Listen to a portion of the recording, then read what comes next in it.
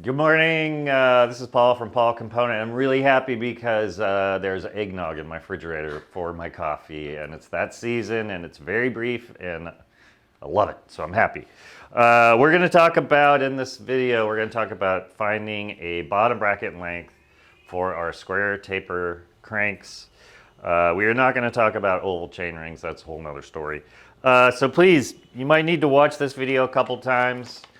Take a look at the instructions, maybe open them up on your computer if you don't have them, have a set yet, and we'll get you right on the path to a proper and correct bottom bracket length spindle for your new 100% pure cranks. And have a good ride.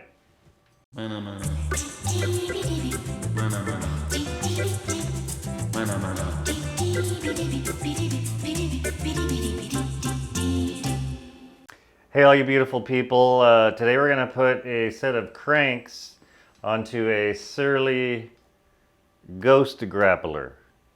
That's right, this is the Ghost Grappler. Now they just make the Grappler because I think they got in some trouble with that name, but one of the original, part of the collection. Anyways, what we want to do is put the crank on here. We're going to try to figure out the bottom bracket width.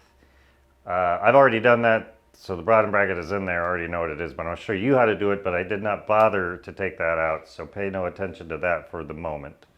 First thing I want to do is decide on my chain line. I've got a 142 wheel here, and that's going to be a 42 millimeter chain line. And then what I'm going to do is go over next, and I'll be like, okay, what chain ring do I want to use, which offset, because they come in 0, 3, and 6. The zeros are kind of impossible to come by at the moment. So I've got a 3 millimeter.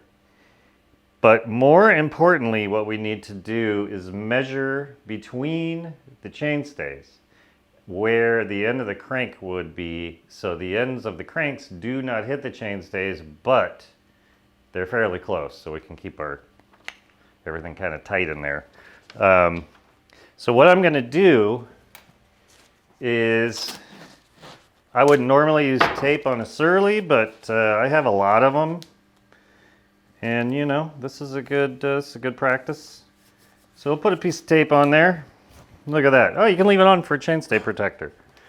And then take your crank and just sort of set it on here, and let's say that end is going to end up right in this area. So I have that marked on the chainstay. I next take a caliper. You can use a ruler, of course, if you have one. You're gonna have to eyeball it, but you know, get as close as you can. Any kind of measuring instrument. And so I'm gonna take this. This just makes it real easy. And between those 2 points is a 130.9, so let's go with 131 millimeters. There, outside to outside. So our crank arms on the inside of the crank arms, from this one to that one, has to be larger than 131 millimeters. So we go over here to our handy worksheet on the instructions. And what we have is for a 0, we have a 132. That's too tight. You're going to need a few more millimeters than that. But there is a 136 option, which will, I believe, play nicely with this. You get too close, the frame flexes, you know, side to side, and when you're really cranking chain, your crank arm can hit the chainstay if you get them really close. You would think not going to move that much, but it does, especially if you're a big, strong person. So I'm going to go with 136 millimeter. That's inside arm to inside arm. And I'm going to use, and that corresponds with a -3 millimeter chain ring, which is what we have here. Wolf tooth, nice looking chain ring. 3 millimeters offset towards the center of the frame. And by coincidence, that's going to give us a Q factor of 159, and I am not up on what a Q factor is good or bad, or I just know I like it as narrow as I can get it. that's probably, because this is such a weird bike, probably kind of wide. Also, everything in the last 20 years got bigger and wider and fatter and just larger in general. That's what I'm gonna go for. That 130, was it 139 measurement? 136. So we're gonna put this on here. Oh, the early instructions say do not grease the taper. That was a mistake. That's my fault. It's my responsibility. I messed up on that one. We do need a light film of grease on there. And I almost forgot to do that because we're really rolling here. Kind of like that. And then bloom, bloop, bloop, bloop, bloop. You should make the bloop noise. That's fun. Excuse me.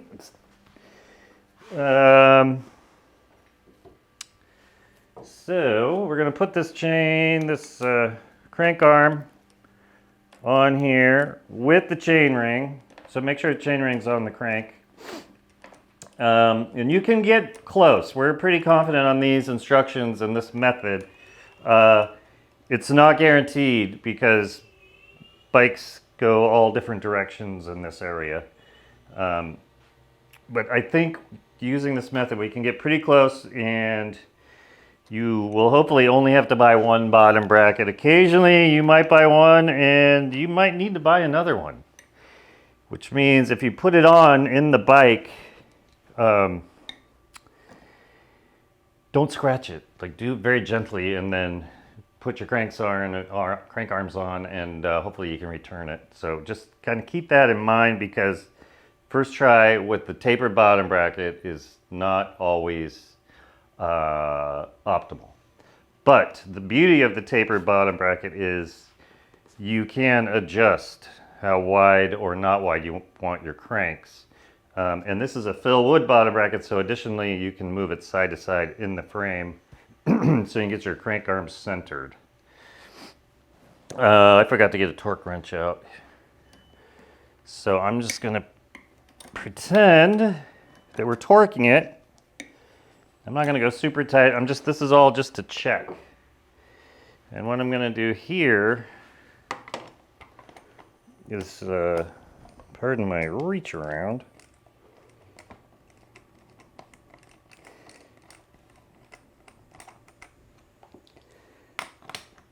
So this is going to look really fun, but we are already seeing that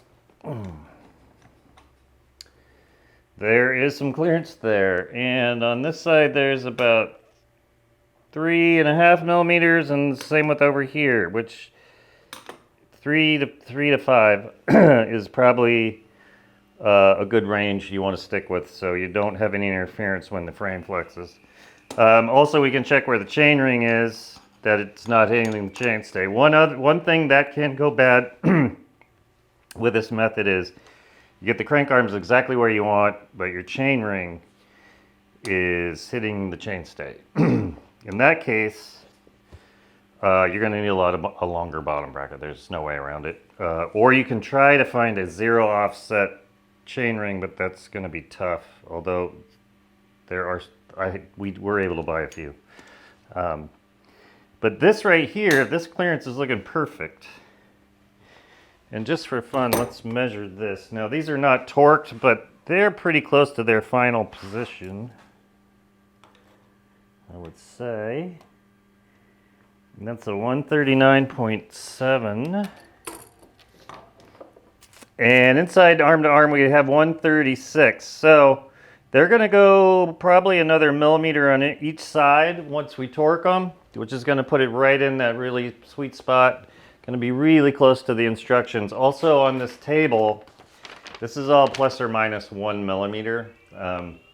With a taper, there is a lot of, it's very, very nice connection, very strong, but where it does finally stop at a certain torque can vary because it's just a very shallow taper.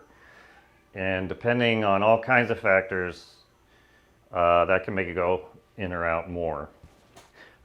So there's some tolerance, you would say, on there. And what's the other thing we do? Also, this is a good time to check on your chain line. And what I usually do is I eyeball the center of the seat tube. And this is probably where the least accuracy of this whole thing comes in. You should probably go from one edge to the center of the tooth and then subtract half of the seat tube, but I'm too lazy to do that and math is hard, so I'm just gonna eyeball it here. Also, I've never really got too caught up in perfect chain lines. Just like there's, this gigantic range, like you get within 5 millimeters, you're gonna be pretty good. But what do we have here? We have a 51.66 millimeter chain line, which we're looking for a 49. And I'm gonna take these off and then I'll crank them and we'll do some final measurements after that. And we're back. Time for a sip of Sierra Nevada Pale Ale beer, the best beer ever made of all time, forever. We want to mention, normally we will be shipping these with a little grease in here, but make sure that there is grease and a little grease on your chain ring bolt and a little grease in there, inside the threads, and then a little bit on the taper. And then I think I did this before, but I didn't talk about it. I just wipe it off with my finger just to get the slightest film on there. And now I'm going to put this on here.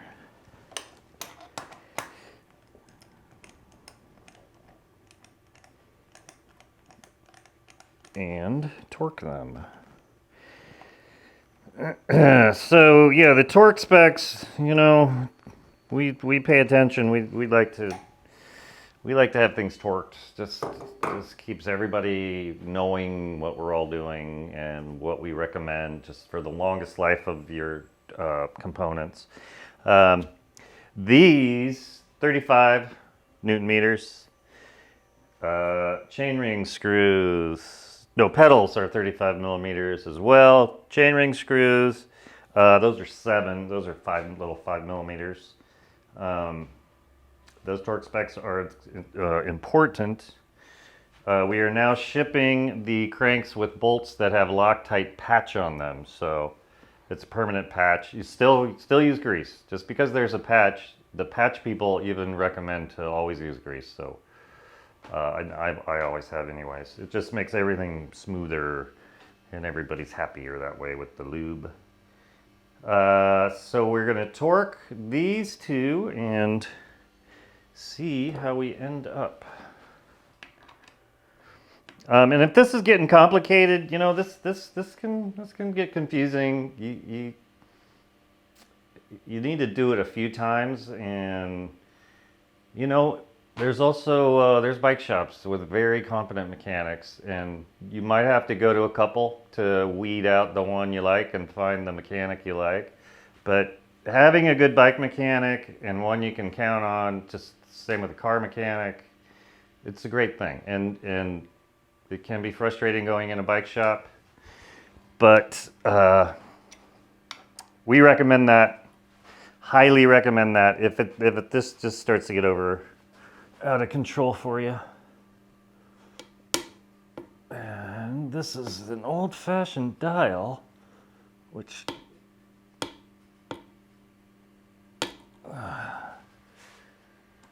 haven't used in a long time. But I've said I got it to 35.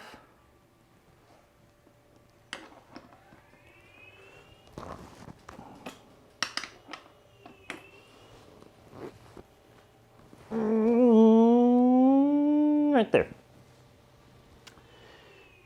Okay, oopsies. Hey now, that's okay. So 35 millimeter. Normally I'd have the Grateful Dead playing, but our cameraman Travis T says we get in trouble from people, and that's understandable.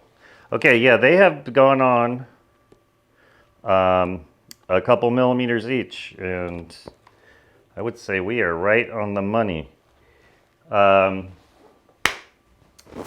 The funny part is, now we have this information and we have chosen to use a 108 millimeter spindle, although I did not measure it for the video, but that is what's on the worksheet here. 49 millimeter chain line, that's where we started. And then just kind of the next thing you do is you find a bottom bracket, you put your cranks on. Well, let's see. No, the next thing you do is you're like, okay, I want to use a -3 millimeter. I measure between my chain stays, and I measure my chain stays, and I'm like, okay, this is 130. This says 136. That's 3 millimeters on each side. That's a nice, you know, that's a good amount of clearance. So we like that. And then right here recommended is a 108, and that is indeed what I did use. And just visually, it is working out perfectly. And they're almost fairly centered. Let's get rid of this. More like 3 millimeters on one side, 5 on the other. This is probably pretty close to 52. You know, yeah, 49 is what I'm looking for right in there somewhere. What do we got there? That's 49.45, and you know, for the method I'm using, that is close enough. So that is the basics. Pick a crank, get a crank, mark on your chainstay, measure width of your chainstays, decide which offset chainring you want to use to get your chain line, and this will tell you which bottom bracket. Now, like I said, the suggestion, we can't guarantee that that's going to all work with every frame, what we say, because frames are weird and bottom brackets are weird and everything is weird. So, hey man, we're weird too, so it's not our fault. But it's going to be pretty dang close. So go with this first, this worksheet, and maybe stare at it and maybe practice a few times, and before you know it, you're going to be a perfect 100% pure crank mechanic.